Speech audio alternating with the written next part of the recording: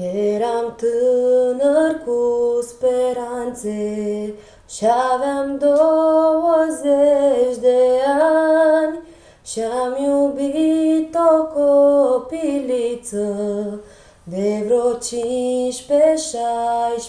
ani. 16 ani și 2 ochi negri am văzut-o acum 3 ani la un colț de stradă îngustă. 2 golani o sărutau. 16 ani și 2 ochi negri am văzut-o acum 5 ani într-o sală de spectacol pe brațe de capitan. 16 ani și 2 ochi negri am văzut-o acum 8 ani în spitalul Colentina. Doctorii o operau.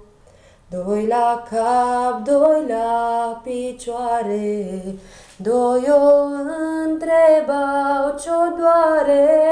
Strigă doctorul cel mare, aprindeți o lumânare. Lumânarea s-a aprins, viața fetiței s-a stins. Lumânarea s-a aprins, viața fetiței s-a stins. Deschide-te, cimitire, că intră o floare în tine. Ea nu intră să înflorească, ea intră să putrezească.